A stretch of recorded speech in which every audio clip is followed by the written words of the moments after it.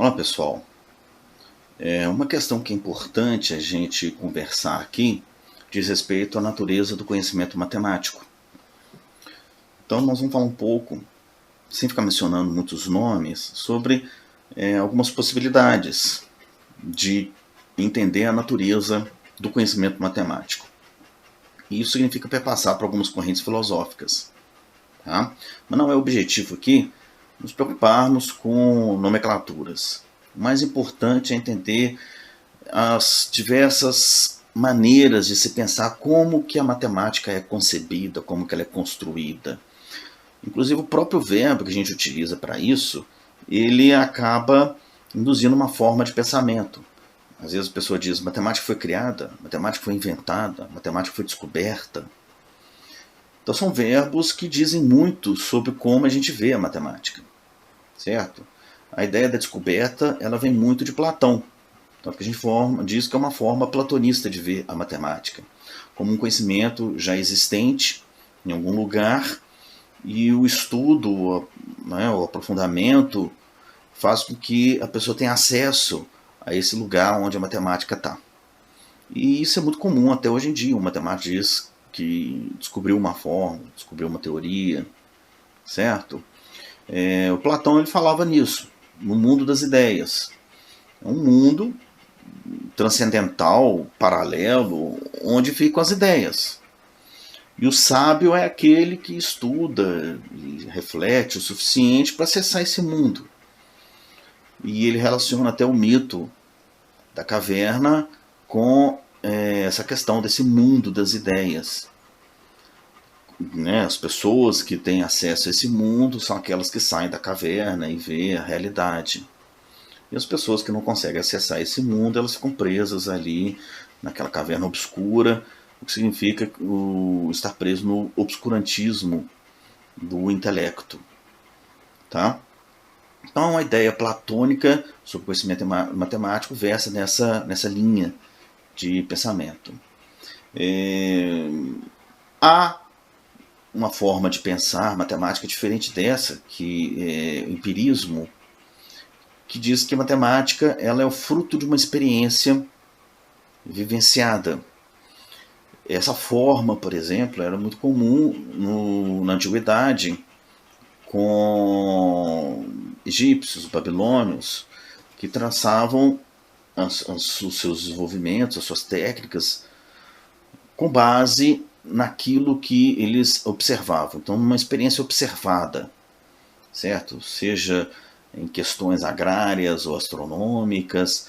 Então, aquilo que a gente vê faz com que a gente desenvolva a matemática. Então, a matemática seria fruto da experiência.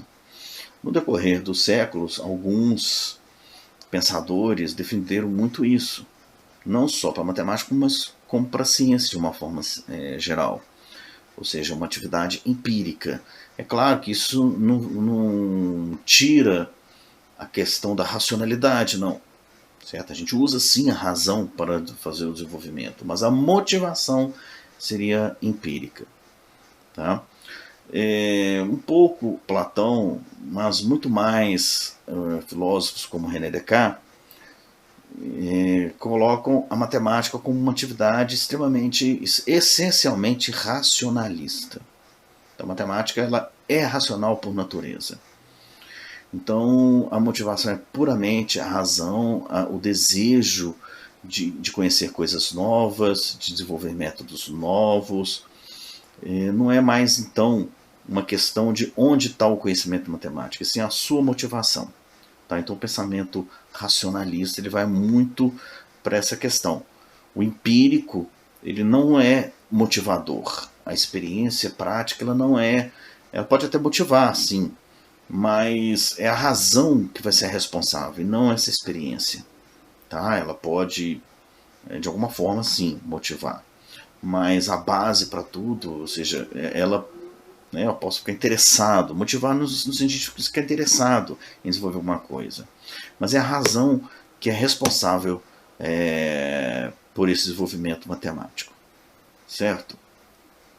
Bom, então tem diversas maneiras, como vocês estão observando, de se pensar, e uma que contrapõe um pouco tudo isso é a que particularmente interessa para quem estuda história, que é de perceber a matemática enquanto uma produção humana e, portanto, como o ser humano é um ser social, a matemática é um produto social, histórico, cultural.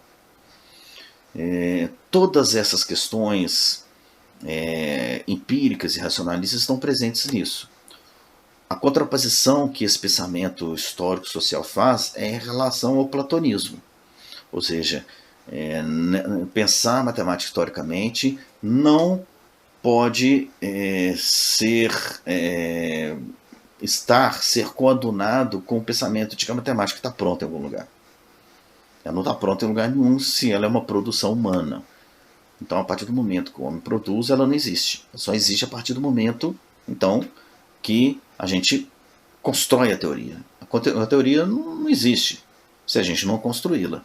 Não existe esse mundo da ideia, porque se as coisas estão prontas em algum lugar, como que manifestações culturais podem produzir maneiras diferentes de se pensar a matemática? Então, a forma de ver platonista ela é totalmente ahistórica. Significa que só existe uma matemática única, pronta. Não tem possibilidades de pensar num jeito diferente de fazer matemática. Se existe um mundo das ideias, então aquele é o lugar onde está a verdade. A matemática verdadeira. Qualquer outro tipo de matemática pode ser pitoresca, exótica, mas não é a matemática verdadeira. Então é isso que o platonismo acaba pregando. Em contraposição a isso, a matemática de cunho histórico, social, ela diferencia maneiras diferentes de trabalhar a matemática. Mas você pergunta, mas a matemática que estuda no livro aqui no Brasil é a mesma que se estuda na China, em qualquer parte do mundo. 2 mais 2 é 4 em qualquer lugar. Não tem que isso. Uma manifestação cultural diferente faz com que 2 mais 2 deixe de ser 4. Bom, até que existem. Né? Existem maneiras diferentes de se pensar o que é a unidade. E, portanto, se a unidade ela tem concepções diferentes, qualquer tipo de operação aritmética, como consequência, também vai ter. Mas a questão nem é tanto essa, né, para aqueles que criticam a concepção histórica da matemática. A questão é que a academia é um corpo social que define a matemática dessa forma, como a gente aprende e ensina. Tá? Então, esse grupo é um grupo social em si, né? A academia, a sociedade matemática. Tá? Mas existem outras comunidades que vão desenvolver formas diferentes de fazer matemática. Bom, a própria academia, a própria universidade, instituto de pesquisa, seja lá o que for, concebe a matemática de formas diferentes em épocas diferentes. O conceito de número, por exemplo, o conceito mesmo acadêmico, lá dos doutores e tal, na época dos gregos, ele era definido de uma maneira, na Idade Média de outra, moderna, até que chega nos dias atuais, que se pensa número de uma forma completamente diferente. O número já foi relacionado com o processo de contagem, com medida, e hoje em dia, tanto contagem quanto medida já são considerações muito limitadas para a ideia que a gente possa fazer de número. Então, se eu penso história, eu penso em mudança. História significa mudança, transformação. História da matemática, então é transformação da matemática. Então não pode existir uma coisa estática da matemática, senão não existiria história. Tá? Então são as concepções de pensamento filosófico sobre a matemática. Tá? Mas existem outras, existem conjugações, existem diversos nomes diferentes, certo? Não importa muito isso, como eu já disse.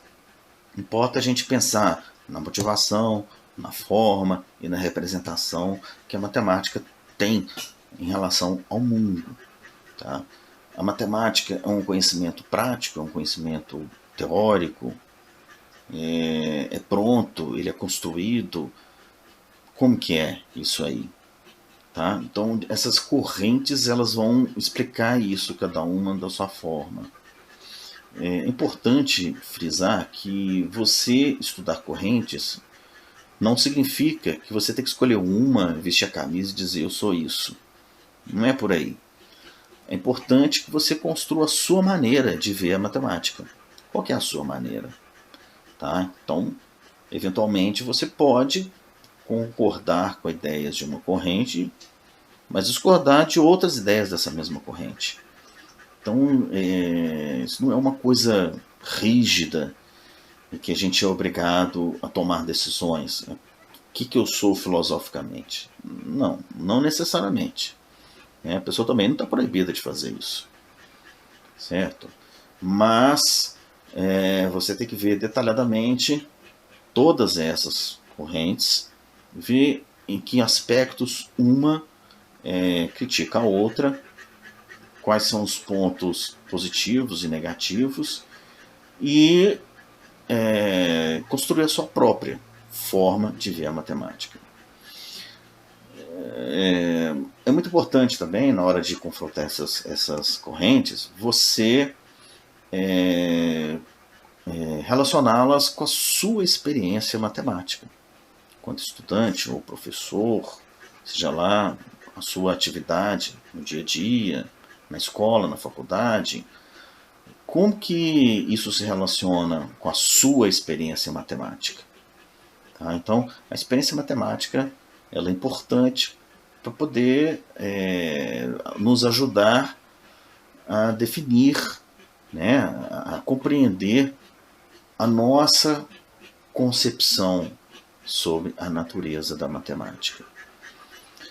Então eu espero que esse vídeo contribua para que vocês possam fazer estas reflexões. Legal?